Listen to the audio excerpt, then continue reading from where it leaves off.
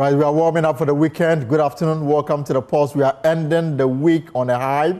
This is the Friday's edition of the Pulse, coming to you live from our studios here at Kokomlimre in Accra, live on DSTV, channel 421, Go TV 125, around the world at myjoyonline.com. My name is Elton Broby, and as always, a pleasure to be with you on today's edition of the program. Now, coming up this afternoon, alarming irregularities hit this year's WASSCE as more than 10 individuals and institutions face arrest, sentencing, and sanctions over examination malpractices. Monitoring teams have unearthed a series of irregular activities at a number of the examination centers. These include, but not limited to, the following. 1. 2 persons were arrested for impersonation at Ghana College, Kaswa. They were arraigned before court and have been sentenced to 6 months imprisonment each. Meanwhile, the West African Examination Council shuts down Adventist Senior High School, Bantama Center, and candidates relocated to the Kumasi office over widespread exam malpractice. The allegation is that has gone on, and the students have been bussed to WAEC Center to go and take the examination. It's very unfortunate. Also coming out, the New Patriotic Party is at a crossroad. After a series of bruising electoral defeats, questions are being asked about the MPP's future direction, its ability to rebuild trust, and who is best positioned to lead the party back to power. This afternoon, I'll be speaking to one of the stalwarts of the party, Francis Adainimo.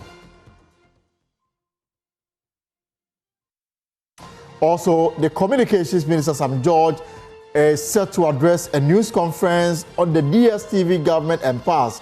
Will it lead to suspension of the TV's license in Ghana? We'll have details coming your way, plus other stories on today's edition of the Pulse, brought to you by Defense Drill Corps Expectorant. Defense Drill, breathe easy, feel better. Stay with us. This is the Pulse.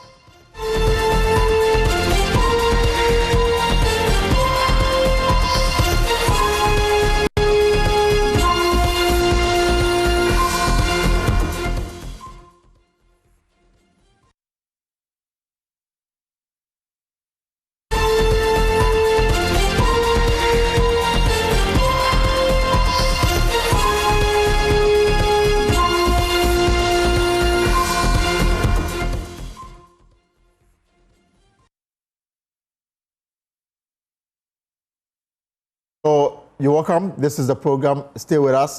Francis Adainimo is my guest, and we'll have that conversation very soon. But we're also live on X Spaces, on YouTube, and of course on Facebook. My name is Elton Broby. Your comments are welcome. We're also looking forward to that news conference coming from the Communications Ministry, where the Sector Minister, Sam George, is about to update the nation on government threat to withdraw the TV license of DSTV.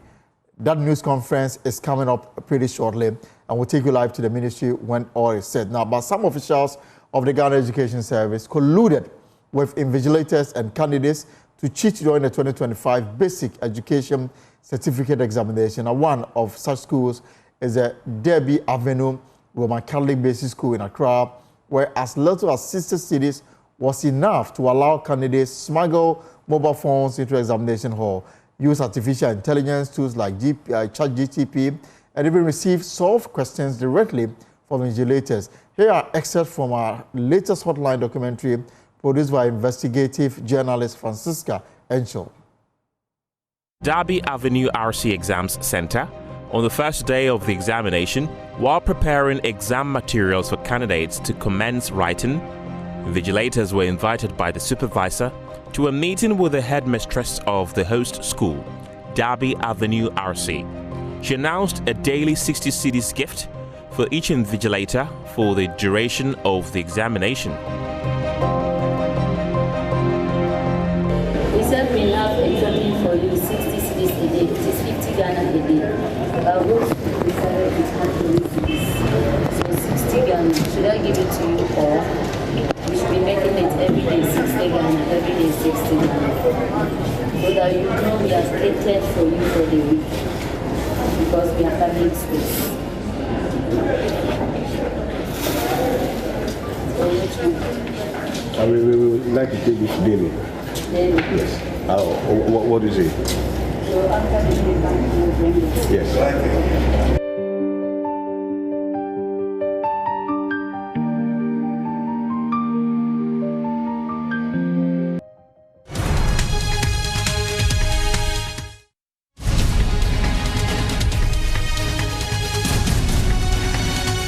Right, so Mr. John Kapi, you hold on for us, we'll come to you shortly. But let me now take you to the Ministry of Communication, where the Sector Minister, Sam George, is addressing or updating the country on the DSTV government impasse. Let me take you live there now. ATC commenced the disconnection of power to AT's radio access networks across the country due to the outstanding debt. To avoid a national crisis that could have affected over 3 million subscribers of AT Ghana, the NCA directed AT and Telecel to immediately establish a national roaming agreement, thereby migrating all of AT's traffic onto Telecel's network to minimize disruption. It is important to note at this point that all of AT's services, and I'll be clear here, voice, SMS, data, and AT money remain intact. As Minister, I want to commend the exceptional skills and commitment shown by the technical teams of AT Ghana and Telecel Ghana to pull off this integration under very difficult circumstances. It reaffirms our belief that with the right policy direction, we have the requisite technical expertise in the two companies to make a compelling case for the Ghanaian engineer. We expect to have some challenges, however. Some of AT's customers may experience limited challenges during the traffic migration, though the majority of subscribers are unlikely to notice any disruptions. The NCA and AT will issue timely communication to subscribers to address and resolve any concerns that may arise. What does the future hold? Government has appointed KPMG to act as transaction advisor to provide guidance on the future of AT with the goal of establishing a second strong operator to address the imbalance in Ghana's mobile market. The transaction advisor will also access government's shareholding in Telecel Ghana towards achieving the same goal.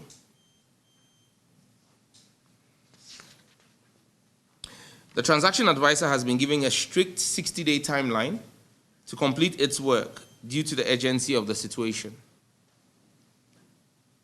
On the future of staff of AT Ghana, the government will ensure that the approximately 300 permanent staff of AT retain their employment. I repeat, they will retain their employment, there will be no job losses. I've already met with the staff and offered them assurances in this regard. The transaction advisor has instructions to also consider the fate of the over 200 contract staff of AT. I'm grateful to the staff of AT Ghana for their candor and openness during my engagement with them. I'm fully aware of the gravity of the current situation on the workers, their families, and their dependents, but I remain committed on behalf of the government to protect them from any adverse situation. We will see sunshine very soon. It will happen. Let me be very clear, and I need to be very, very clear on this because we've seen media reportage. This is not a merger. It is also not an acquisition. We're dealing with a force majeure situation, and the work of the transaction advisor and the recommendations from their report will lay out a clear path for the consideration of government. For emphasis, I repeat, what is happening and playing out is not a merger, and neither is it an acquisition. Government urges all stakeholders, including subscribers, tower companies, suppliers, and creditors, to await the outcome of the transaction advisor's work, which will provide clarity on outstanding debts, services, and the future of AT Ghana. Now, to the second issue. This relates to the pricing concerns and suspension notice served by the regulator to MultiChoice Ghana Limited. The 30-day deadline given to MultiChoice by the NCA expires tomorrow, 6th September 2025. It will be recalled that the NCA had requested for a breakdown of the cost build-up for the various bouquet offerings by MultiChoice in Ghana and in 7 other African countries on the 4th of August 2025. That information was not delivered by MultiChoice. This led to the consequential imposition of a 10,000 Ghana cedi daily fine effective 14th of August 2025 in line with the dictates of the Electronic Communications Act on MultiChoice Ghana. The regulator also served a 30-day notice of suspension effective 7th of August 2025. However, ahead of the expiration of the suspension notice tomorrow, MultiChoice yesterday reached out to the ministry and the regulator, indicating now a willingness to comply to address the pricing concerns through a consultative process as was adopted by the ministry with the MNOs during the data pricing reduction exercise. Consequently, we've taken the decision to immediately establish a stakeholder committee comprising representatives from the Ministry of Communication, Digital Technology and Innovation, the regulator, the NCA, MultiChoice Ghana, and MultiChoice Africa. I will personally chair the committee. MultiChoice has requested a 30-day window for the committee to arrive at what percentage of reduction will be achieved. So let's be clear. They have finally accepted that there will be a reduction. Now they want us to discuss the level of reduction. I believe, as minister, that we do not need 30 days. 14 days is enough for us to reach this decision, inclusive of weekends. Therefore, the committee has a strict 14-day mandate, inclusive of weekends, to conclude its work and present a suitable price reduction structure for the people of Ghana by the 21st of September 2025. The government is mindful that there is currently an acquisition, in this case there is an acquisition, of MultiChoice Africa by the Canal Plus Group by end of September 2025. I have therefore held engagements with Canal Plus and secured their confirmation that they will abide by any agreements that the stakeholder committee we're setting up today reaches with MultiChoice Ghana. They'll be bound by the reductions that we agree. I also have the commitment that Ghana will be placed as a priority on Canal Plus's management's playbook, and Ghana will be the first country they will visit for us to have conversations on possible further reductions when Canal Plus also takes over. You can be rest assured, by 21st of September, we would have arrived at a destination that sees Ghanaians pay less than they currently pay for their multi-choice bouquets.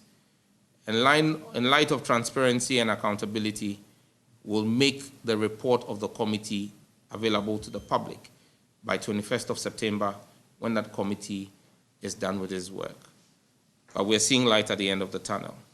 However, the NCA still has the mandate to ensure that they collect what is due from the fines that we imposed on MultiChoice for the almost 24 days before they provided the information that they did not provide the information. 10,000 cedis a day for 24 days. Thank you very much. We will take questions if there are any. If there are none, we will thank you. Yes, please. Good afternoon, sir. When this conversation started, the trump card that the government, or one of the things that the government based on, was the fact that the city has strengthened. Now the city has started weakening. Government wanted a 30% reduction. Now that you've set up the committee, are you going in with the same 30% reduction that you initially wanted, or there's going to be a new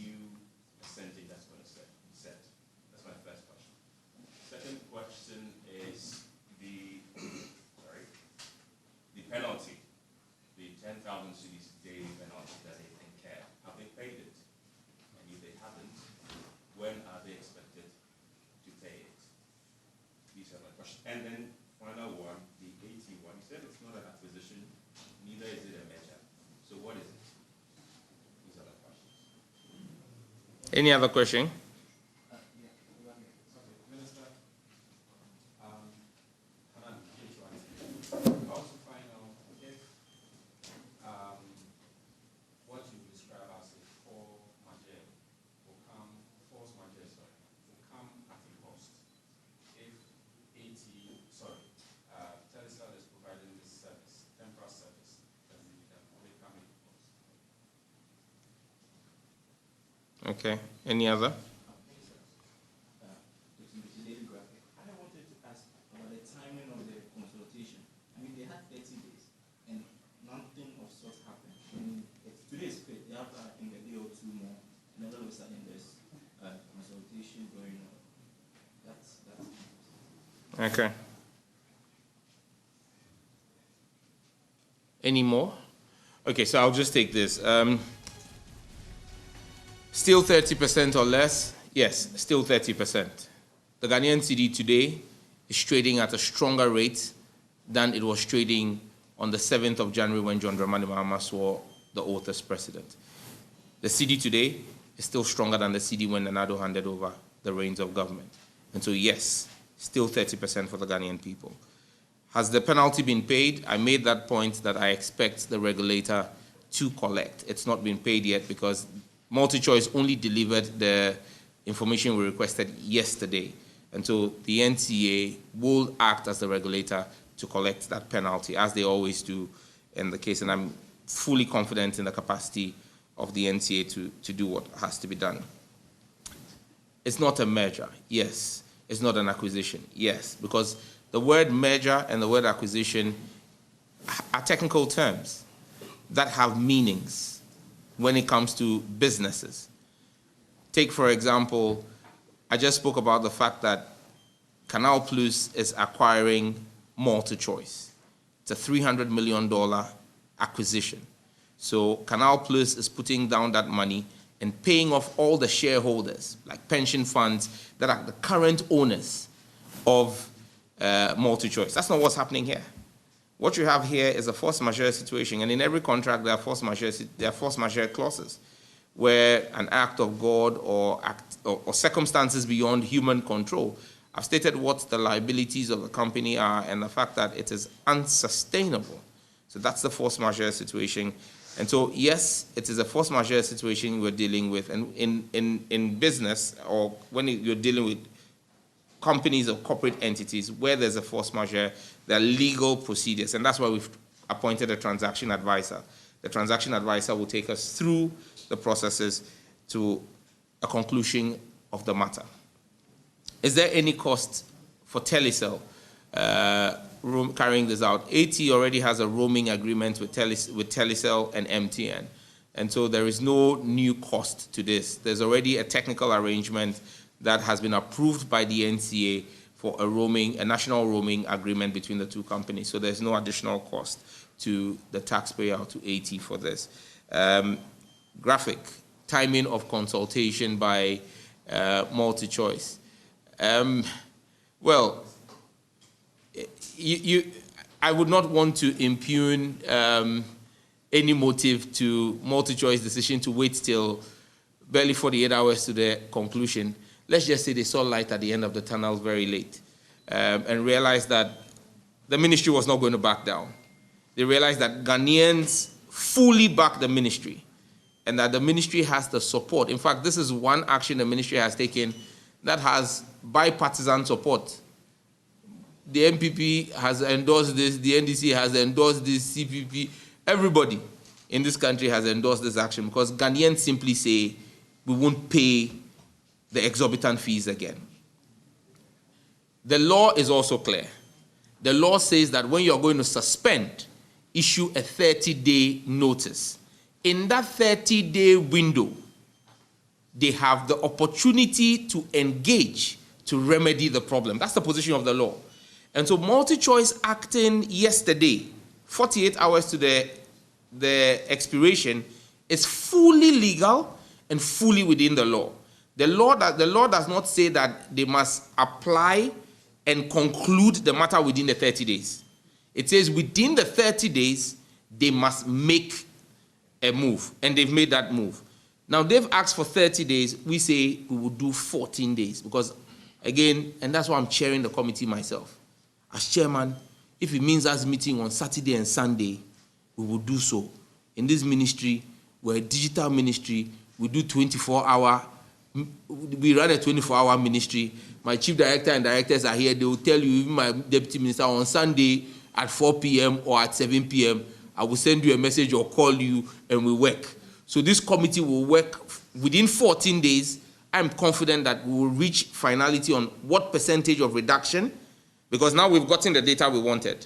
We'll analyze the data, and on the basis of that, we would come to what is an appreciable reduction for Ghanaians. But like I've indicated, that will not be the end of it. When Canal Plus takes over, we'll engage them again for further reductions. And again, I'm minded that I don't want this committee's work to span longer than the takeover. The takeover is supposed to be end of September. I'll finish whatever negotiations before that takeover happens, so that I have that as my first bite, and then as Oliver Twist, when Canal Plus comes, we'll look for a second one. Yes? You are coming for a second one, round 2.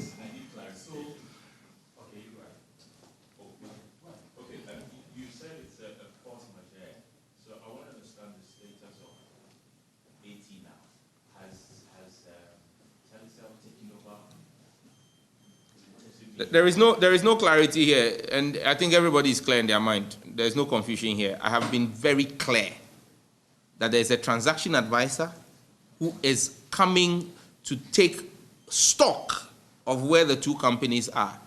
Why do you want to drink the soup ahead of the headline you want, you won't get. The headline from today's meeting: government has appointed KPMG as transaction advisor. Magana Yakare. There's nothing else to add. Yes, sir.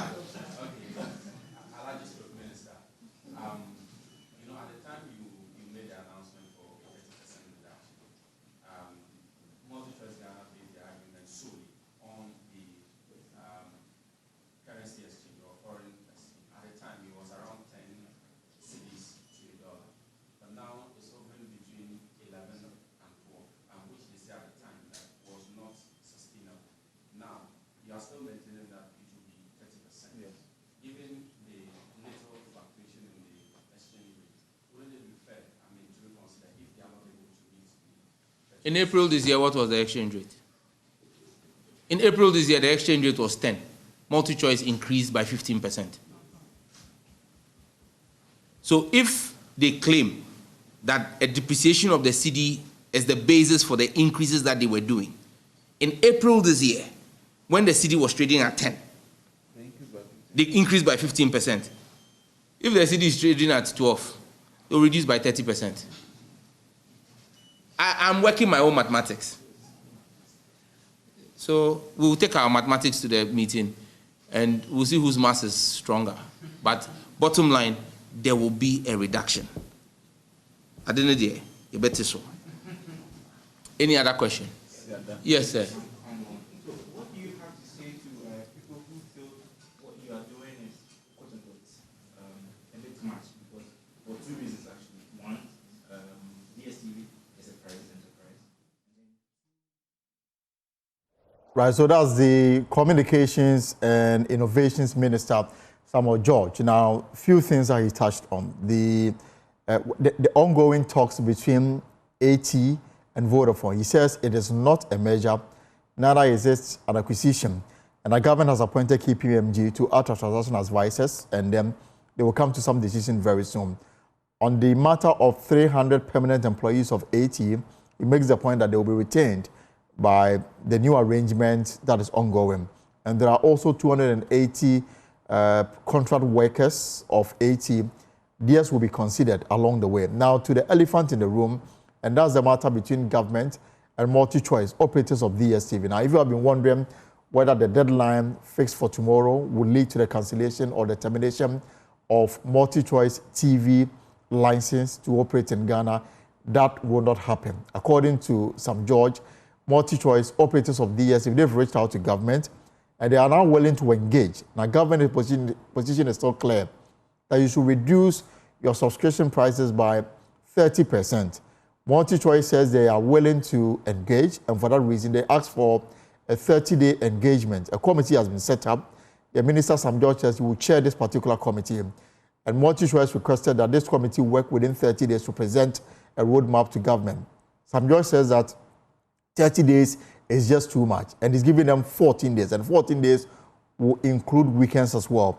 So DSTV and the committee that will be set up to be chaired by the Communications Minister will have from now to the 21st of September to come up with a resolution regarding government approach to get them to reduce subscription prices by 30%. And that is what is going to happen. Sam George says he's already had conversation with Canal France. Canal France, as you may be aware, has bought, the operations of multi-choice around the world.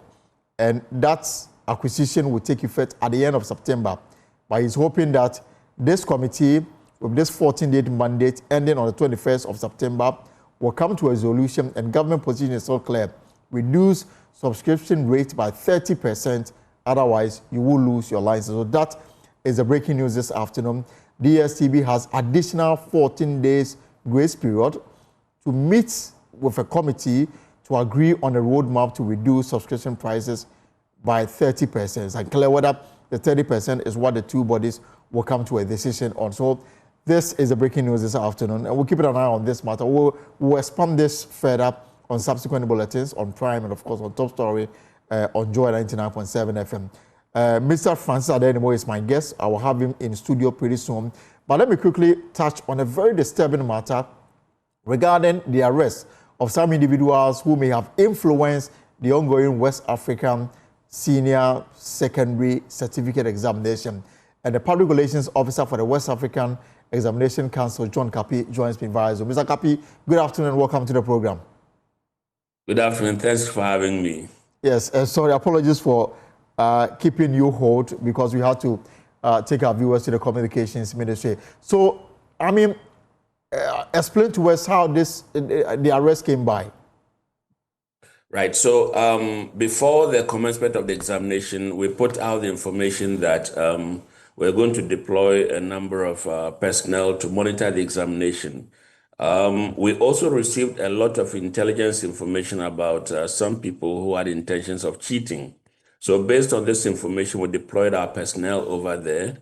And in the course of the examination, we have biometric machines. They're just as big as a mobile phone or a scientific calculator, but that has everybody's data on it. And so when they go there, they use that one, to check each candidate in the hall. It's in the course of this that they discovered that there were some people who actually did not qualify to write the examination or did not register, but were writing the examination on behalf of some other persons.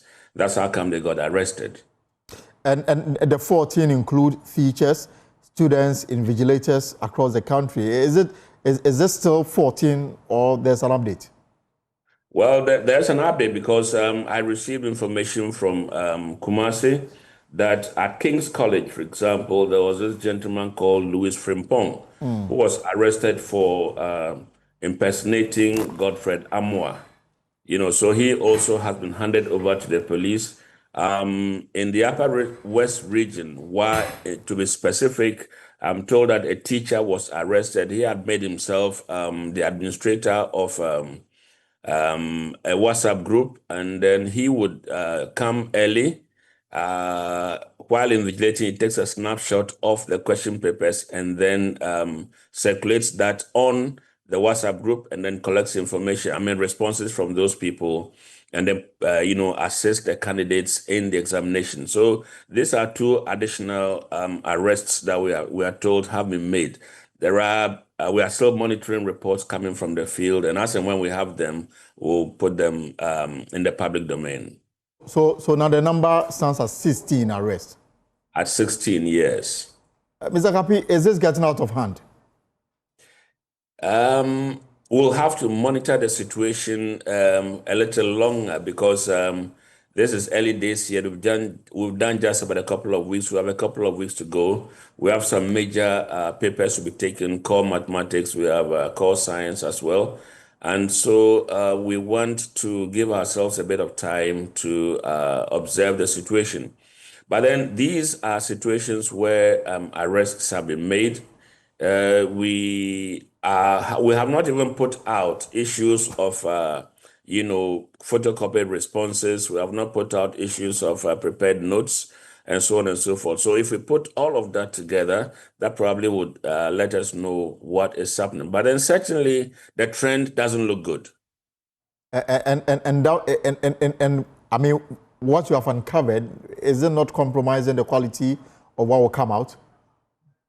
Well, exactly the reason we are, making all the efforts to ensure that we would, apprehend all these people. Again, from all the areas that we have received information, we are, as we mentioned in the press briefing this morning, we have taken note of all of these centers, and we are going to scrutinize their scripts very, very carefully so that we ensure that we are not awarding grades to people who do not deserve them.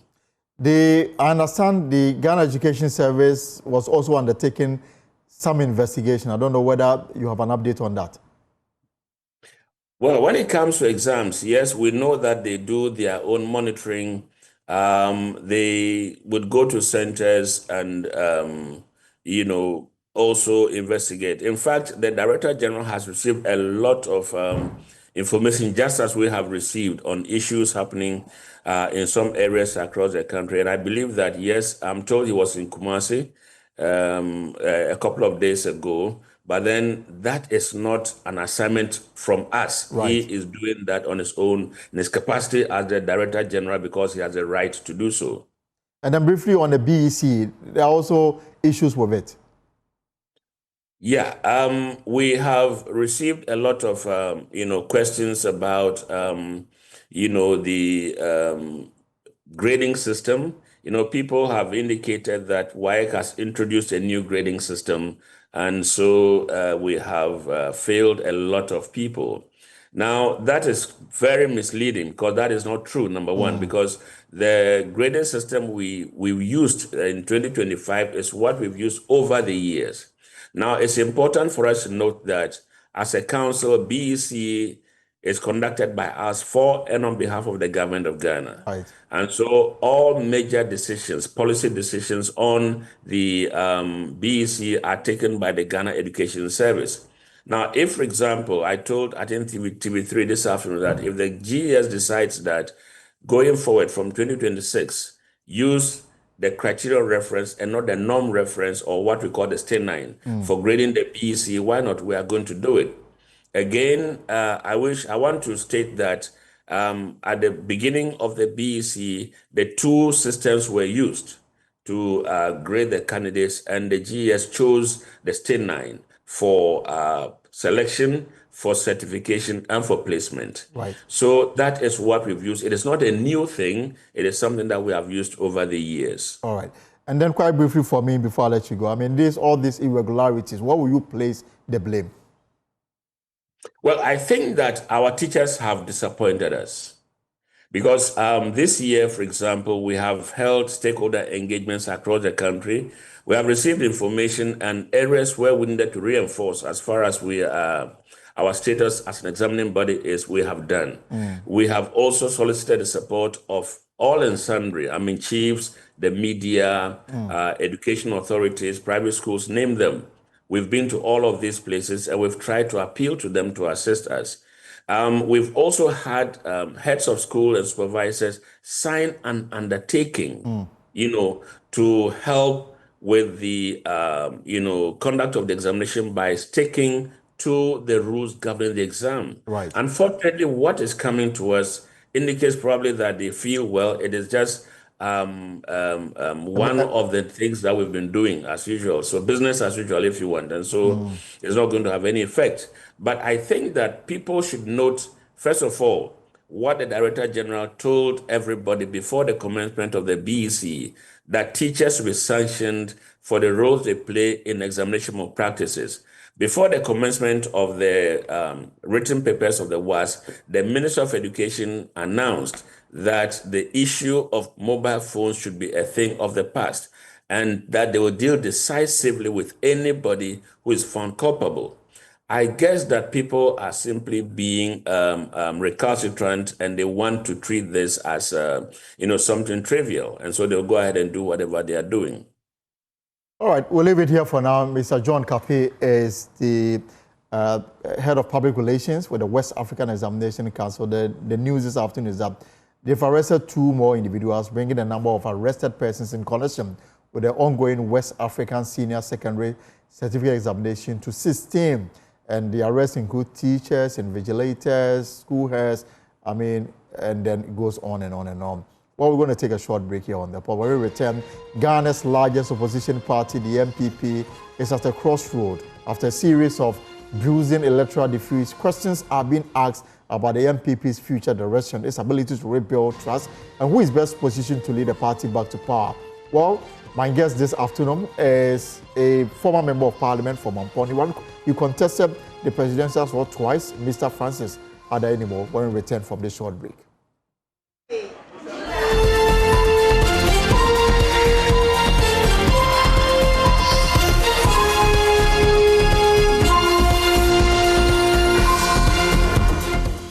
You're welcome back. Now, we're going to talk politics. Ghana's largest opposition party, the New Patriotic Party, is at a crossroads. After a series of bruising electoral defeats, questions are being asked about the MPP's future direction, its ability to rebuild trust, and who is best positioned to lead the party back to power.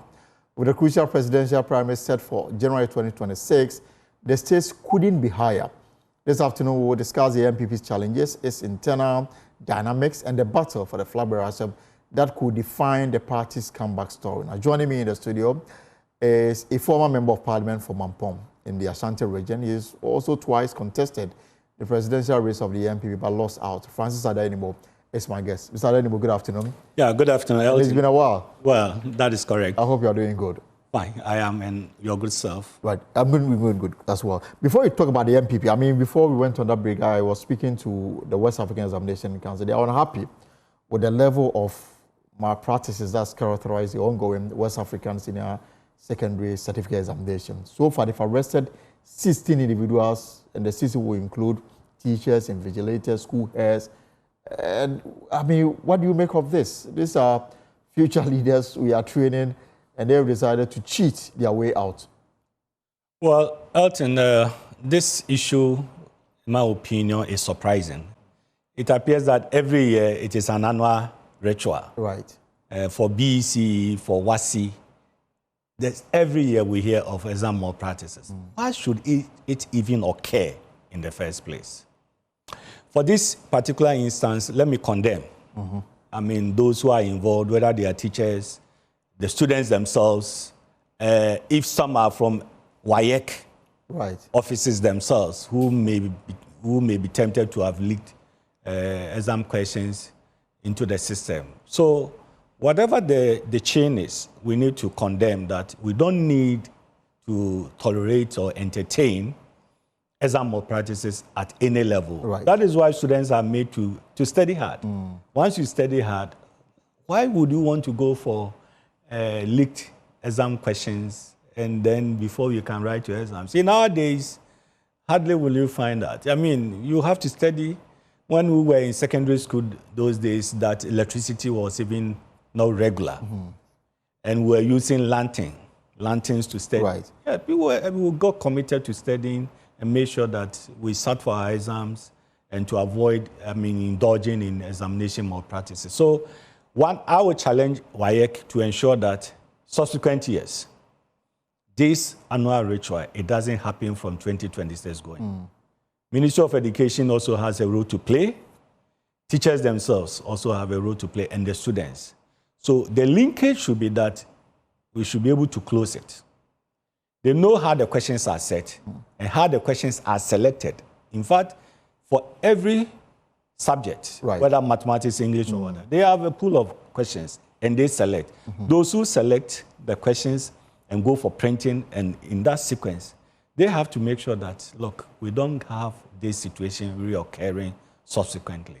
Well, it's embarrassing, and if Ghana, in this current state, still entertains exam malpractices with our students, then it is unpleasant. All right. Now, let's now move away and talk about politics. Let's do politics now. I mean, how do you describe the current state of the MPP? Well, in your preamble, you stated that the party is at a crossroad. For the purpose of illustration, if you are at a crossroad, then every crossroad has 4 legs. So you come to the crossroad from one of the legs, and you have 3 legs ahead of you.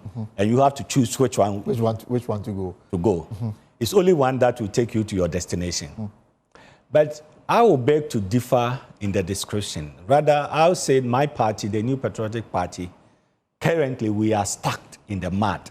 Stuck in the mud? Yes. What kind of mud is this? So, well, in the political mud, that is where we are now.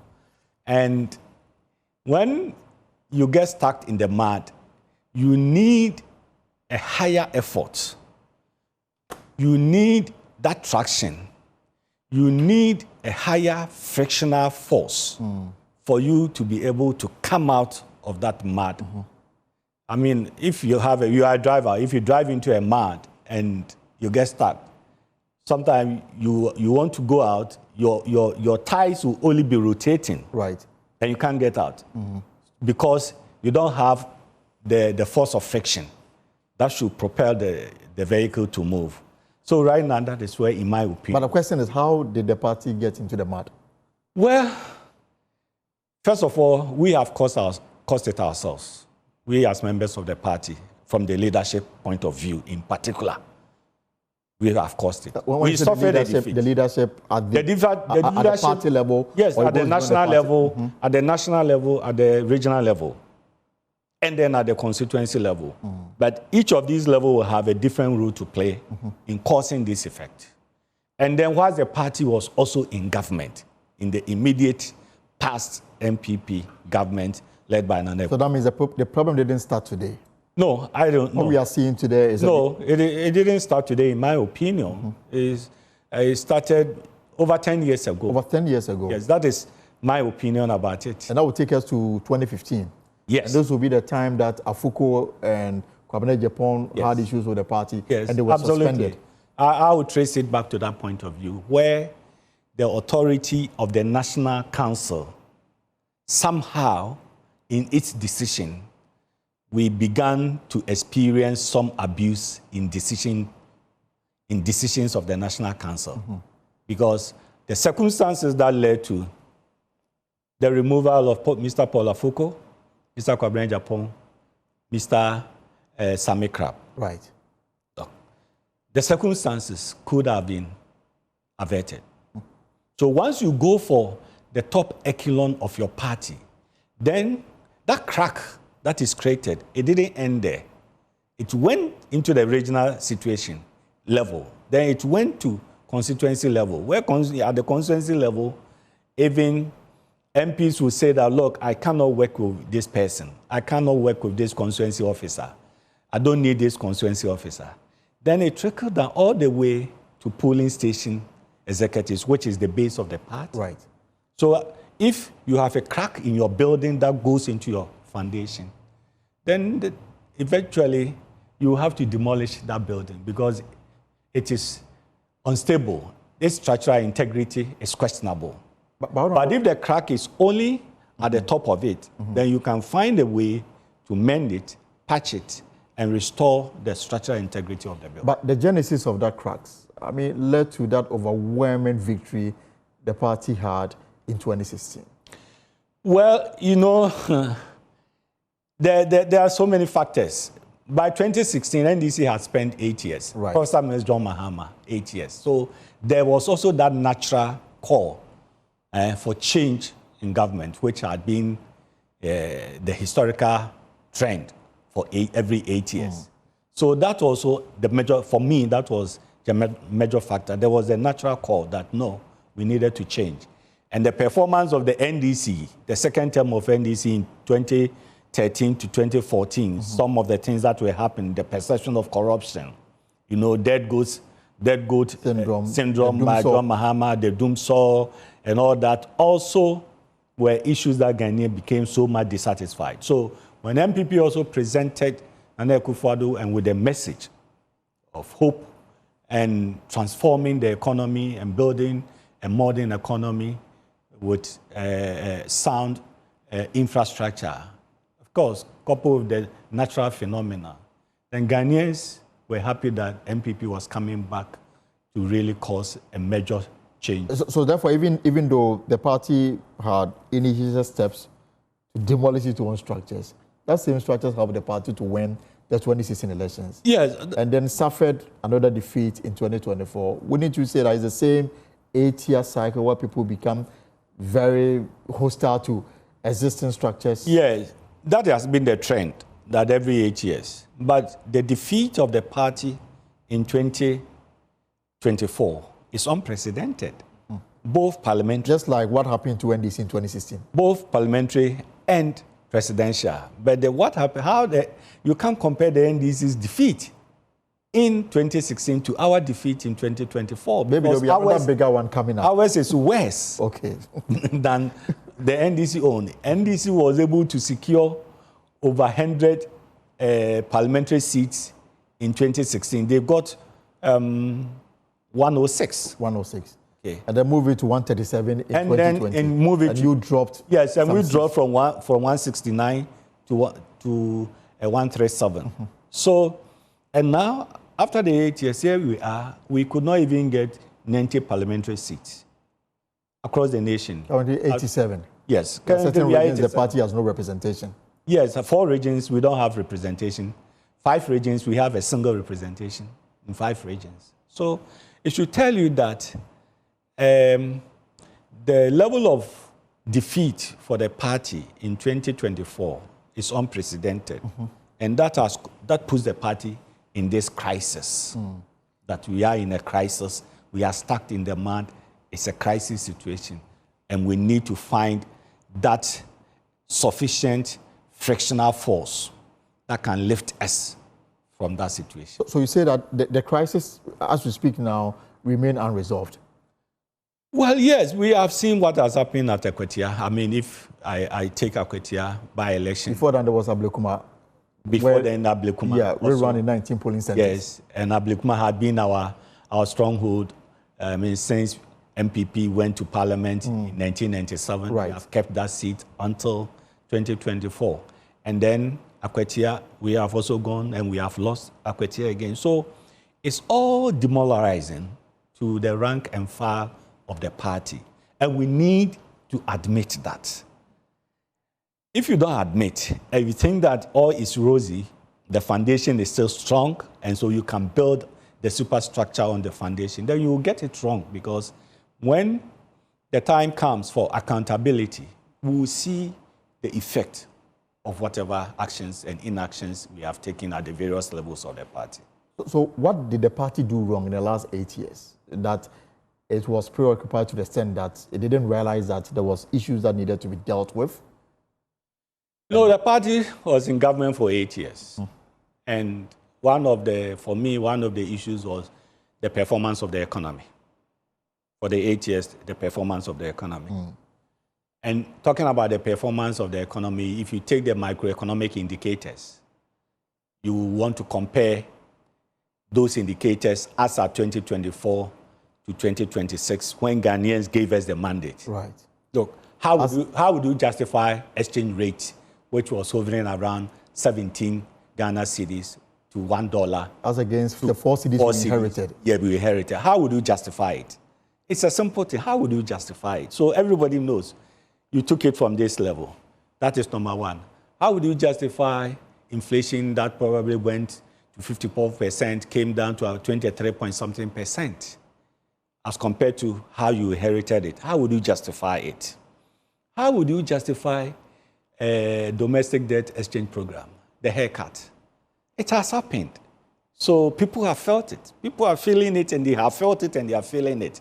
So how would you justify that you are better? You are doing the right things, but people are feeling it. The cost of living was high. How would you justify it? So the economy was the main issue. But between one of the issues. But between 2017 and 2021, government performed so well in terms of managing the economy. Yes. And they will say that the reasons why things went out of hand probably could be traced to the global order at the time. We had to deal with a global pandemic in the name of COVID. And Ukraine. Of course. I mean, I'm not re-echoing what government officials testified to be the reason why. But you know, in 2020, but the Ghanaians gave a certain verdict to the party in 2020 elections. From our performance from 169 majority to a hung parliament. That was a verdict that Ghanaians gave us to signal us that in the next 4 years, we needed to be more careful. So basically, it was a warning. A warning you failed to yield. It was. It was. Look, let me give you one issue. Free SHS, yes. Implementation started from 2017, 2018 academic year. Right. September 2017. Yes. So for 3 years, we ran the free SHS. And if Ghanaians gave a verdict of a hung parliament, it should tell you that Ghanaians gave a judgment or verdict on the free SHS in 2020 elections. That also main trump card in going into the 2020 elections. Yeah, so coming into 2024, we should have also recognized that message, a verdict has been given by Ghanaians in the 20. So we needed to look at a different sector of the economy, whether on infrastructure and whether on the cost of living and unemployment, to really address those issues. And then we could tout those issues as our message to Ghanaians in the 2024 elections.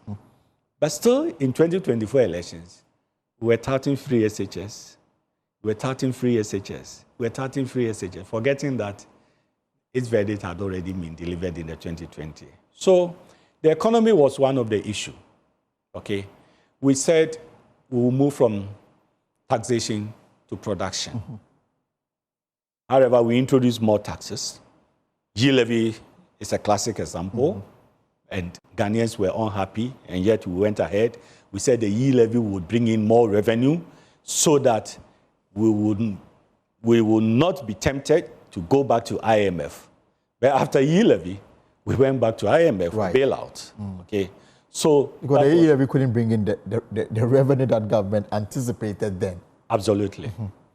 Then the issue of also borrowing, where we told Ghanaians that where the money was available in the country, and we will harness that resources, that financial resource, to develop the country without going to borrow. We ended up borrowing so much. So I am saying that these are all issues which are there, which everybody knew they were the issues. So how would you justify? And so what? You had, I mean, and you put this on the head of the leadership of government then? Of course, because we were in government. When the government and the signals were there. Even at a point, some of our MPs in the last parliament moved for the dismissal for the removal of Mr. Ken Ofori-Atta as the finance minister. And the president didn't happen. It didn't happen. It took some time. Then later on, he did a reshuffle. And then before he brought in even as a senior presidential advisor on the economy at the presidency. The Ashanti region after the election put together a team to investigate why the party recorded low turnout in the Ashanti region. That committee was led by the former majority leader, Osei Mensah Bonsu. The report they presented to the regional secretary points to, they use the word intransigent on the part of the president. They mentioned him. They even made reference to the Kwabri incident where on a radio interview, he says the demand for road that they were not going to vote for him if the president it didn't frighten him. I mean, did you see that? Well, yes. Apart from the economy that I talked about, the conduct of government appointees, including the president himself. So this instance is one or two of the instances they cited. And then, of course, the president attitude, then President Akufo-Addo's attitude towards some chiefs was also a major concern. But not only the personality of President Akufo-Addo at that time. The appointees also demonstrated the perceived arrogance and corruption, high-level perceived arrogance and corruption. You know, so you can take the president alone as a person and also look at the other appointees whose conduct was also questioned under arrogance and corruption. Even the MMDCs at the district level, they were all getting involved in all this kind of arrogance and corruption. So it's not only the president, but the other appointees at the national level, sectorial level, or at the MMDC level, or even heads of state institutions, chief executives and managing directors, they were all involved in all kinds of things. The perception was for the whole government. But because President Akufo-Addo was a leader, and as president, the bat stopped with him. So he had a responsibility to ensure that the conduct of every appointee of his was good, it was pleasing to the Ghanaian people, and that in that way, we could go back to the Ghanaian people and ask for a renewal of the mandate. So the conduct of appointees was also another factor that, in my opinion, led to our defeat. And then how we even treated our own members in the party. Members, like ordinary members of the party? Yeah, members of the party. How we even treated those who had positions in government and how we treated those other members of the party. How were they treated, Honorable? I mean, if you talk to members across the country, I mean, that's why some members are aggrieved. They felt that they needed some favors, they needed some personal issues to be addressed, and nobody will attend to them, and they were left, But so, will you say that perhaps in 2024, when the party presented Dr. Bawumia as a flag bearer, Dr. Bawumia inherited broken party structures that was incapable of winning any election? Yeah, because, at that time, yes, the strength of the party was lacking. The strength of the party was weak at that time because we were in government, so everybody was looking up to what government was doing. But, Elton, when a party is in government, it is a very thin line to really separate the two. Right. Because you find some members of the party who are occupying various government positions, and some are also occupying party positions. And we meet together, take decisions, and then we move forward with policies of government and policies of the party. And so if members are not happy, definitely they will voice it out. And some people, spent a lot of their time, their resources, everything to campaign for the party, went to the hinterlands, where I could not go, throughout the forest, they were there to campaign. And then at the end of it, nothing. Even somebody looking for a recruitment in a state agency, whether in the security agency or any of the state agency. And as a party person, there is a call on you to really facilitating the recruitment process. And there is a demand for maybe some financial demand on the poor person before that recruitment could be facilitated. It is demoralizing. Then the person feels that, upon all the efforts that I made, is that my compensation? Is that my reward? Not only party members, there were other people who also contributed in bringing the party to government. And at the end of the day, if there was no reward for them, how would they feel? They'll raise their hands up and say, look, for all my efforts, I got nothing. But I continue? But 8 months after power, has the party, I know that the party commissioned Professor Michael Quay to undertake studies as to the reason why the party lost the last election. The report has been presented. It is still a secret. But is the party doing more to change the narrative? Well, as it is now, no, we are rather in a rush to go and elect the next flag bearer. We'll come to that, but Paul Afoko, who is a former chair of the party, yesterday on Bolare's program, says that the MPP, this is his quote, and I just want to quote it directly, the state of the MPP is nothing to write home about. Leadership is missing. The party is without leadership. Kwame Pianim, economist, says that the MPP risks being reduced to the current state of the CPP if nothing is done about it. What is your response to these concerns raised by these individuals? They are legitimate. These are legitimate concerns. Which means the party is without leadership? To a large extent, correct. But there are leadership in place? Fine, but in which direction? That is why we are stuck. So how do we get out of it? That is why after the defeat, after Michael Quay's committee report, a constitutional review committee led by Frank Davis was put in place.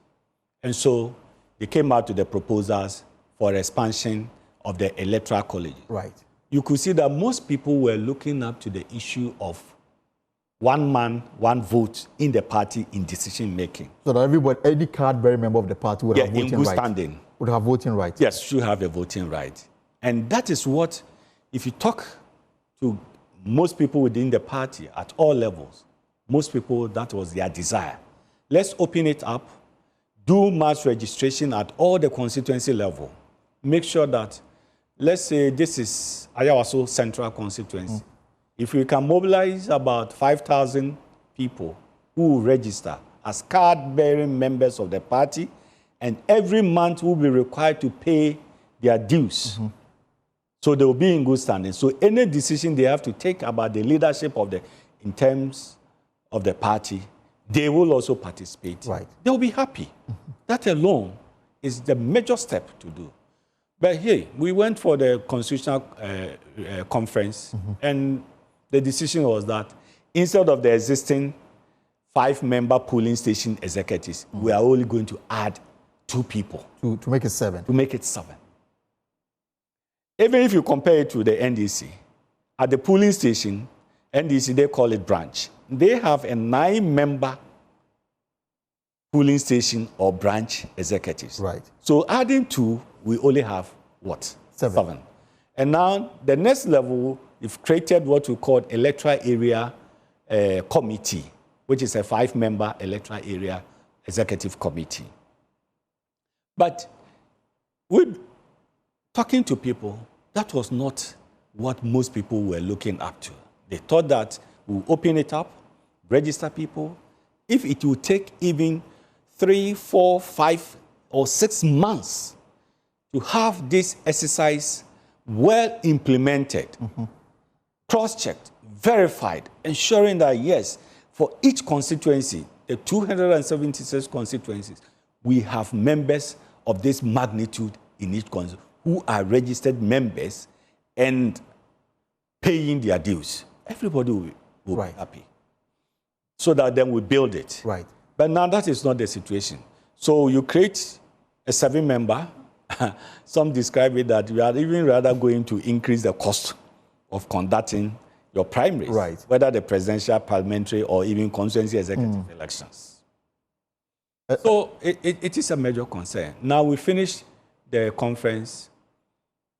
Even before the conference, the National Council had decided on the date for the conduct of the presidential primaries. And it's one of the reasons why you decided that you won't contest. Absolutely, yeah. Let me bring that statement you issued a few days to, the picking of nominations forms. And this is what you put out.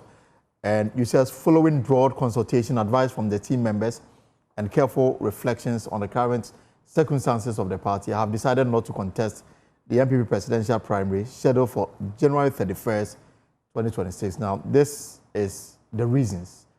1, inappropriate political timing. You said January 31st, 2026 for the conduct of the presidential primaries.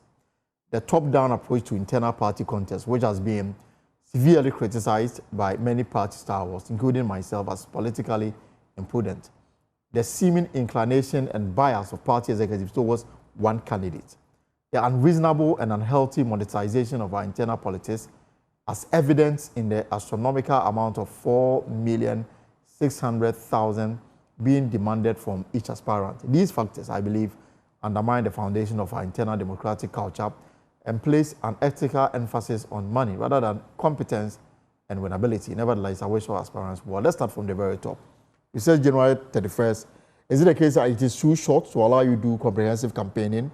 No. The reason why you are out of it? No, it's too early. Why early? Your party is quite clear that when in opposition, the time frame within which to elect your flag bearer and when in power. I think when we are in opposition, it's 2 years to election. Not later than 24 months. Not later than 24 when months. we are in opposition. 2026 will be 2 years away from the So we have election. all the way up to December 2026. Yeah, so they obviously will be closer to it or within. So you only have to look at the reasonability of that decision. Mm-hmm. How reasonable is that decision? Vis-a-vis the point number 2, that you are doing a top-down approach in the internal. They say that's what the party people want. Who says so? No, I disagree. That's the justification I they disagree provided. with the National Council decision on that. I completely disagree. And there was a meeting that we expressed our views because, you see, it's a cycle. If you go a clockwise cycle and you start from 0 clockwise, after 360, you come back to the 0 point, the beginning. And then that cycle ends. So you must also start the new cycle. Right. In this particular case, we want to go anti-clockwise, the reverse direction. I have never seen it before, that you are going forward or clockwise and suddenly you reverse or anti-clockwise. If you are a vehicle that you are driving forward, you have enough sight distance. Right. Then you decide that in this particular instance or this particular time, I'll rather use my reverse gear to go. Are you not putting yourself in danger? And that danger could result in your fatality or your collapse. And that is why I have said and criticized that decision that, one, it is too early to do so, and then in conjunction with the top-down approach, it's not going to work. It's not going to work. Yes. It is rather, Elton, it's rather a situation that may bring confusion, conflict, and then possible collapse. Collapse of what? Collapse of the party. Of the party. Yes, because if you are reversing, how do you see your back? Your back. Do you have enough sight distance? Because your eyes can only now in most vehicles, your eyes can only see 180 degrees. And I'm saying that now in most vehicles, there are cameras that help you see the back. So you're going to use your external and internal mirrors to look at your back, as compared to having enough 180 sight distance ahead of you. Which one do you? And yet that is the trend now. That is how the party is pursuing this. And that your fear is that this will lead to the collapse of the party. And that decision, for me, is unreasonable. And if there's any way that that decision could be reversed, in my opinion, it will inure to the benefit of this party. But at the Congress, the overwhelming response was that this is how we should go. Which one? The one that was held at the Legon Sports Stadium. You know what happened? At the conference at Legon, there were 56 amendments which were advertised, which were published. The transition provision, which was read by the chairman of the Constitutional Committee, was not even published, or it was not even advertised. It was only after taking through the 56, then they read that this is a transition. And then once you read and you call for those in favor say aye, those against say nay, you certainly will have the ayes have it. That will prevail the day. But you know, if you take a decision and it is not going well, that is why in policy cycle, there is evaluation and there is a review. After you have evaluated your decisions, you can review that, no, on this policy, let's go back and start it in a different angle. But if we pursue it, the consequences are there for all of us. After Akwetia, what is the situation now? It is still declining for the party. And then we want to build on it and go on for the flag bearership contest in January 2026. I mean, I would rather call on the National Council to take a second look at the situation now. Is it not too late with just 4 months to have this done? Do you think the process can be reversed? In my opinion, why not? Because it is the same National Council that took the decision. And that National Council is made up of all the 16 regional chairmen, and maybe they are all their 16 regional secretaries. The national officers, they are all there. The parliamentary caucus have a representation at the National Council. You know, let not that body, that National Council body, which is supposed to be for policy decisions for the party, not be seen to be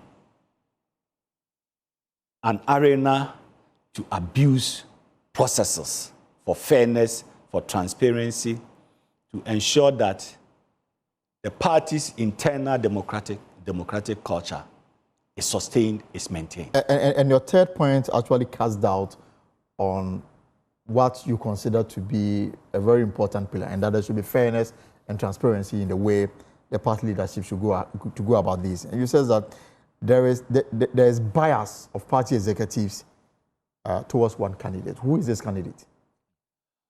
Well, I've not mentioned anybody's name in my press release for the reasons that I gave. But you have the name of that person at the back of your mind. Well, you know what, and let me be frank. I don't need to, and it's not to attack any personality. There was a meeting in London, right, by the UK branch of the New Patriotic Party. And that meeting was attended by the General Secretary, Justin Kodia, National Organizer, Nana Boakye, and 2024 flag bearer or presidential candidate, Dr. Bawumia. I think either late May or early June. And at that meeting, 2024 flag bearer said the party should elect its flag bearer by January 2026 so that the flag bearer can have enough time to campaign. 3 years to campaign. Immediately they returned from the London meeting. There was a National Council meeting that was held on 17th June 2025. And that is where the decision was made to conduct the presidential primaries on 31st January 2026. And you think that the decision had already been taken by this small group of people to force it on the National Council? Because this matter was in the public domain. And then National Council goes to take a decision. What is the impression? But the National Council are made up of repute individuals. They are. You say that they don't have a mind of their own, that they were forced to take a decision that did not lead to the benefits of... I'm sure they were convinced by the argument for... Well, you have up to December 2026 to elect a flag bearer.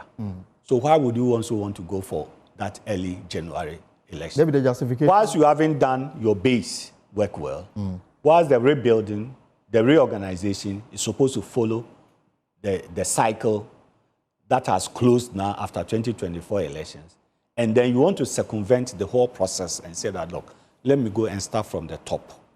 Then when I finish the top, then I can come down in that order.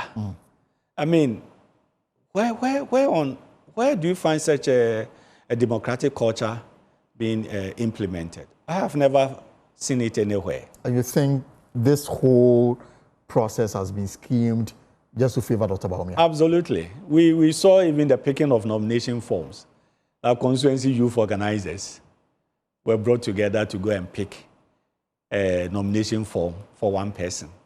Why? But we've also seen members of parliament supporting some other aspirants. Yes, I have seen it, but that is why I said there is a seeming inclination and bias of party executives. It's seeming inclination and bias. But how many are they? How many of such individuals compared to the generality of those who are voting right to vote? Those individuals have so much influence. If they are sitting members of parliament, they have so much influence. If they are constituency chairmen, they have so much influence. If they are regional chairmen, they have so much influence. If, let me put it in quote, if it is you try and Elton scratch my back and I also come and scratch your back, you'll be tempted to go in for that. You know, you'll be tempted to go in. So these individuals, you may see them to be individuals, but they control and have so much influence in the broader base where they will come up to take a decision and vote. They say he's the most marketed, and he's had a better chance of wrestling power from the MPP than any other person who wants to lead the MPP. John Mahama was elected as NPP flag bearer NDC Sorry. Thanks for the correction. In 2012, John Mahama was elected as NDC presidential candidate in August 2012. Right. After the demise of the late Mills. And he became president in July 2012. He became the NDC presidential candidate in August. From August to December, how many months? Virtually 4 months. Right. But he was able to win the election. So, but he had been vice president. Oh, he had been vice president for how long? He had been vice president, a known face of the NDC for so long. No, he had been vice president for only 4 years. Then if you want to do that comparison, then Dr. Bawumia had also been running mate for 8 years. Within the 8 years, tell me, Elton, or to your cherished viewers, which constituency did he not even visit to campaign? So 8 years as running mate, 8 years as vice president. I mean, which remotest part has he not been to? Maybe there are some constituencies that he has visited maybe about 10 times, 5 times. That he is no. So that argument that is the most marketable candidate, I think it will fail. That argument will fail. Let me look at your 4th point. You also make points about the unreasonable and unhealthy monetization of the internal politics, as evident in the astronomical amount of 4,600,000 being demanded from each aspirant. I don't remember the party announced 4.6 million. Well, you know, when the General Secretary issued the press release on July 29th, announcing the opening of nomination, on that press release, he said nomination form will cost 100,000 Ghana cedis. Right. Filing fee will cost 500,000 Ghana cedis. That'll be 600,000 Ghana cedis. Sure. And then a development fee shall be determined by National Council, which will be paid by every prospective aspirant. Right. So there's a 4 million development fee. Yet to be announced. Well, that one, ask the General Secretary. But it's not made official yet. Why he failed to announce it? Meanwhile, when you go to buy the form, it is included in the form for you to know that there's a 4 million to be paid. Is this what was discussed prior to the announcement of the figures that some people had issues with? We're told that this were all part. It was a full package of almost 5 million Ghana cedis. I am not a member of the National Council, so I never attended any National Council meeting that this decision had been made. All right. Okay. But if that decision was made by National Council, they should tell us when was that National Council decision made, where's the evidence of it. The only thing is that during the nomination period, if you went to purchase your nomination form, it will be included an amount of 4 million set as development fee. And this will be paid by all the aspirants? Sure. They are aware of this? Yes, they are. They are, and they are quiet. They are. You never know who has paid because it won't come out to you. It won't come into so the this 4 million domain. cedis you are talking about is a condition for qualification? Why not? Because it is the same National Council, okay? The same National Council that determined the nomination forms, that determined the filing fee. And if it says it has also determined another fee, termed development fee, to be paid by each aspirant, you've got to pay. If you don't pay, it can be used, or it will be used as a basis for your disqualification. But when they filed their nomination forms and the check they presented, they didn't present 4.6 million. They presented 500,000. Did you see it? Did they show it? Did you see? Did they show it? I didn't see anybody telling the committee, the elections committee, that they have filed their nomination. This is how much their bankers draft. This is the total amount of their bankers draft. They didn't say it. So unless you are curious to ask, I know that it was one of the conditions. Yes, that needed to be met. Yes. 4 million Ghana cedis. 4 million Ghana cedis. Addition to the 600,000 and the 100,000 Ghana cedis. Yes, addition to the 500,000 and the 100,000. That is why I put it in my statement that 4.6 million is being demanded from each aspirant. And you can find out. We'll have to verify whether the aspirants paid additional 4 million Well, if whilst filing their nominations? Well, there are issues with it. If they don't pay, then what happens? Why not? Because it's a decision of the National Council. Would the National Council waive that? If the National Council waives that, it also has legal consequences. But the news conference that presented the decision of NEC by the General Secretary did not mention the 4 million. Did you read the statement that he issued? Maybe not, but maybe not. But what I heard him speak to was 100,000 Ghana cedis to pick forms and 500,000 Ghana cedis as nomination. Then I'll urge you, the media landscape, to interrogate this matter further and ask the General Secretary if that money was not determined by the National Council and it's not a requirement for qualification. Okay, because there are consequences of whatever answer he will provide. There are consequences. If he says it is not part, there are consequences. If he says it is part, fine. Then all those who have filed, they've got to pay. And if you don't pay, there are consequences. Then you stand disqualified. Sure. And if it is waived, there are also consequences because then it can be challenged. The whole process can be challenged. And what are you developing with 4 million Ghana cedis?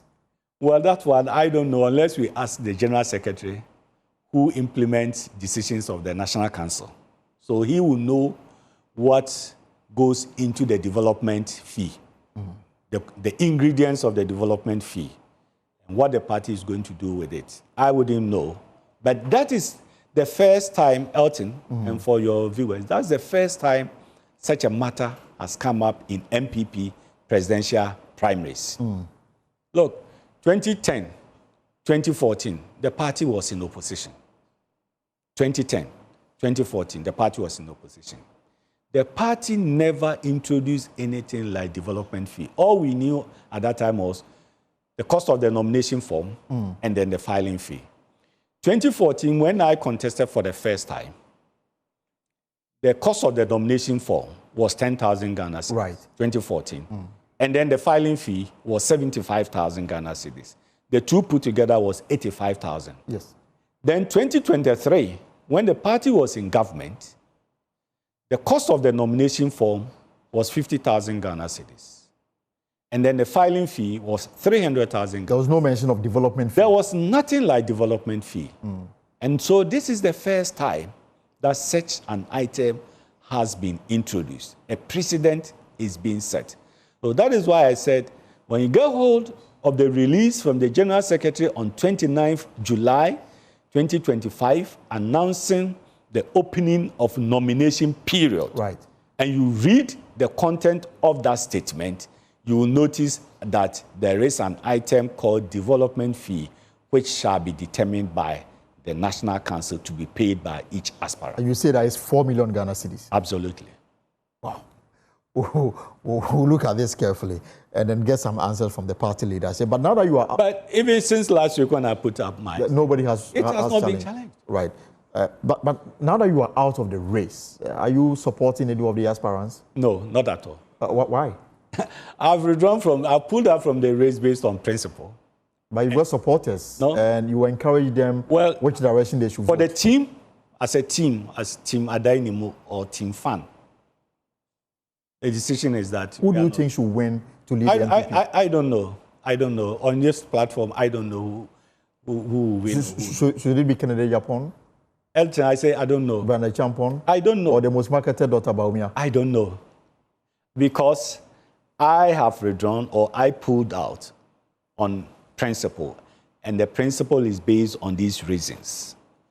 The inappropriate political timing, which is too early to elect flag bearer, who will be there for almost 3 years before we go for the next general election. The top-down approach, which I have criticized that, no, it will not inure to the growth of the party. Then the bias, question of bias, then unreasonable and unhealthy monetization in the whole process. So with these principles that I have put forward, and then I make a U-turn to support any of them, then how would the Ghanaians see me? How will I be seen in the sight of Ghanaians? I don't know what I'm doing. Then I'm an unprincipled person. Then because somebody may even say because I'm scared that I will lose. Right. Then that's why you pulled out. No, but these things, if these things are corrected, if the points I've raised are corrected, and then we'll have to start things afresh, then you can count on Adainimo as one of them. In view of the concerns you've raised, does the MPP stand any chance in 2028? Well, as it is now, 2028 is not an easy task for MPP. But Samantha, sure, but it's not an easy task. So what must be done to turn things around for the MPP? Well, we have a parliamentary deficit, okay? 87 as against 185 by NDC with 4 independents.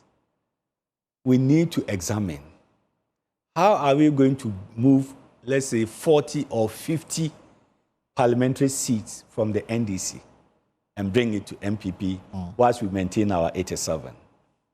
That is a Herculean task for us to do. Then the presidential side also.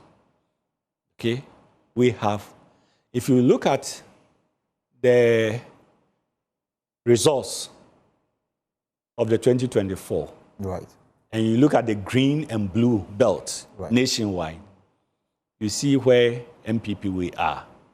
Means we've got a lot of work to do across the country to really shore our votes up in the next election. So it's a big task. And to overcome it, that is why we need to get to the base. You want to rebuild. Elton, we know every effort you need for a rebuilding process is always more than the initial effort you used in building. Yeah.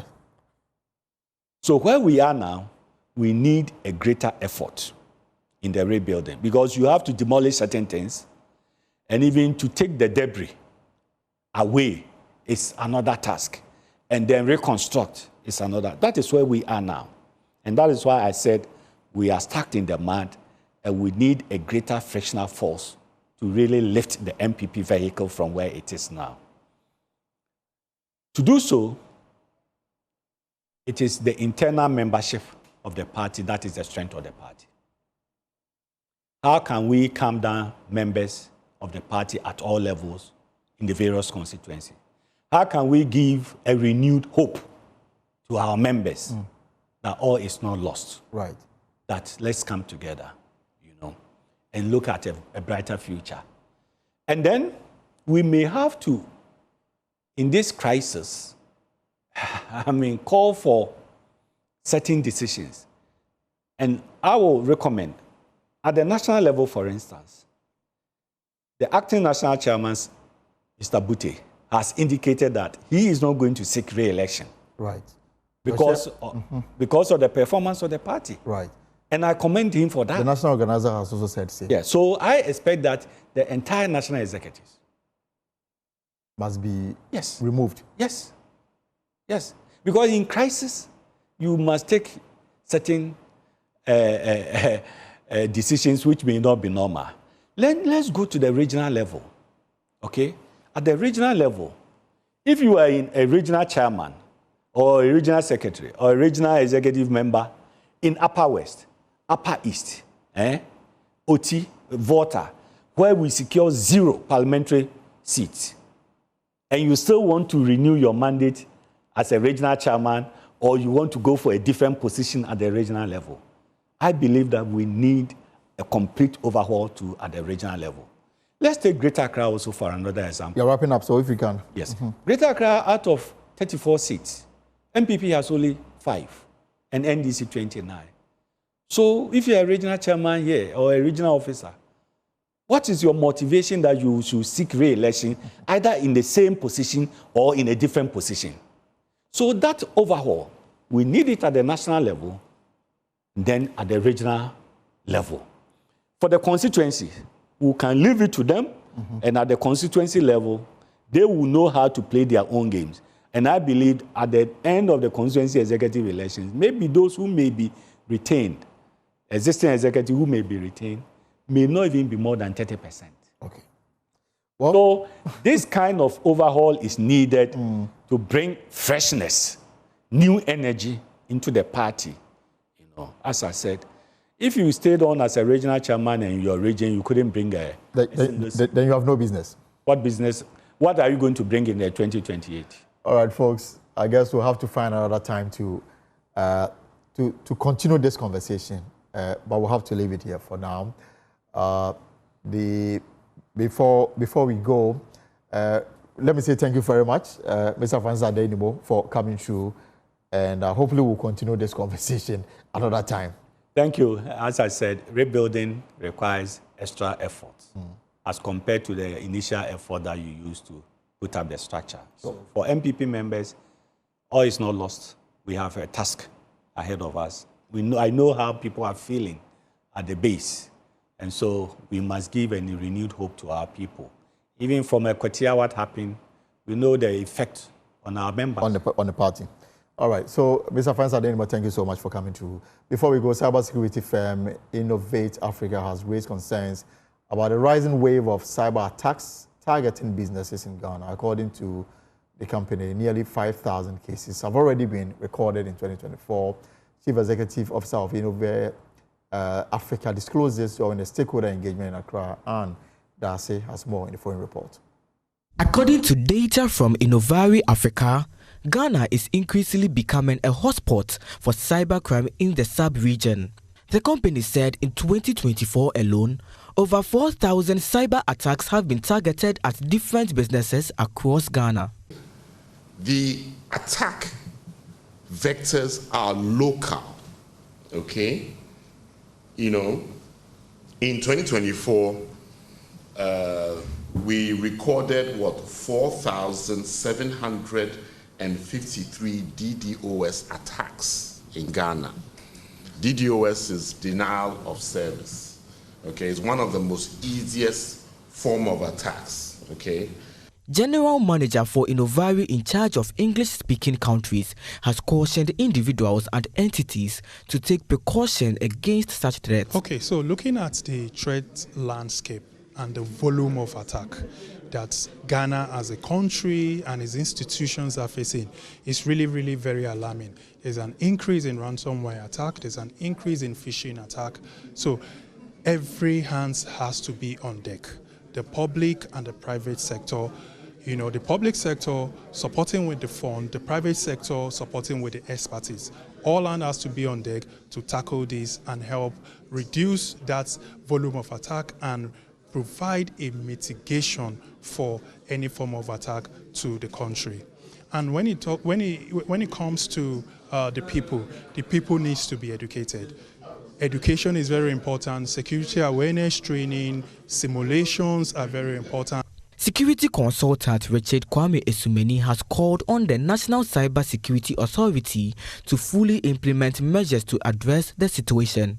Everything is moving into a digital world, right? And it becomes so important that we understand, you know, what cybersecurity is all about. I mean, now we have smart homes, smart watches, everything is smart, right? Everything is going to the internet. How do you protect and making sure that all these things are protected? One of the things we can do is to more awareness training, create awareness, get people to know. If we partner with the government and we start from that early ages, right, by the time they will go to university or secondary school, they already understand what coding is, they already understand what cybersecurity is, all that. So I think these forums, we have to be doing it more, right, to improve the digital illiteracy, just to bridge the gap, okay, because if we sit there and we leave it, nothing get done. As Ghana continues to embrace digital technologies, experts warn that the threat of cybercrime is likely to grow. Citizens, businesses, and government institutions must work together to safeguard sensitive information and build a more secure digital environment for the country. And Darcy's report read to you. And before we go, EU Chief Ursula von der Leyen flights en route to Bulgaria was targeted with navigation interference, which the EU says was possibly done by Russia. For more on this, let's cross over to Thomas Powell, correspondent with DWTV. Thomas, what more can you tell us about this interference? This incident happened as Ursula von der Leyen, so the head of the European Commission, was on a tour of several Eastern European Union member countries, specifically Bulgaria. She was able to land safely in the southern city of Plovdiv. However, both European Union officials and Bulgarian officials specifically stressed that they believed that it was Russian interference that had led to those problems with the GPS system on the aircraft. It has received considerable criticism here in Europe. It is a widely debated issue in the different European Union countries, specifically because it is believed that this is part of what experts describe as Russia's hybrid threats against the European Union. Hybrid threats that may include interference of communication systems, but also damaging underwater cables or cybersecurity threats. And that's specifically why from the European Union, but also, for example, from NATO, there has been a reaction stressing that they will try and counter specifically these kinds of threats that they believe are coming from Russia. Now, Russian officials denied having been involved in this, describing reports of this interference as incorrect. But it is obviously increasing tensions between the European Union and Russia at a time when there's growing interest specifically from the European Union to make sure that some kind of peace negotiations can take place between Russia and Ukraine. Well, meanwhile, there seems to be controversy in Europe over plans to send troops to Ukraine as security guarantee. Can you give us more details on this? Absolutely. Security guarantees seem to be the key words when it comes to what exactly Europe, and by the way, also the United States, could do if indeed there is a peace deal between Russia and Ukraine. In other words, how can Europe, for example, help guarantee that something like the war in Ukraine does not necessarily happen again on Ukraine's territory? And Ursula von der Leyen, the head of the European Commission, was quoted as saying that precise plans were being drawn up in European capitals for a multinational troop deployment as part of these security guarantees. This was not received very well here in Berlin, here among the German government officials, and specifically Germany's defense minister stressed that it was important to not discuss those kinds of plans publicly before Ukraine and Russia actually sit at the same table to discuss what that peace negotiation could actually be like. And this is in line with Germany's long-standing position that the first step must be a negotiation between Russia and Ukraine, followed by a ceasefire, and then basically everything else. But it is clear that European capitals, European governments are discussing what those security guarantees would look like as part of a peace negotiation. And in fact, on Thursday, there's the next important high-level meeting planned, which is set to include also Volodymyr Zelensky, the president from Ukraine. Well, and this comes as Russian President Vladimir Putin once more blamed the West for the war in Ukraine. What did Putin have to say, and what was the reaction from Europe? Absolutely. Security guarantees seem to be the key words when it comes to what exactly Europe, and by the way, also the United States, could do if indeed there is a peace deal between Russia and Ukraine. In other words, how can Europe, for example, help guarantee that something like the war in Ukraine does not necessarily happen again on Ukraine's territory? And Ursula von der Leyen, the head of the European Commission, was quoted as saying that precise plans were being drawn up in European capitals for a multinational troop deployment as part of these security guarantees.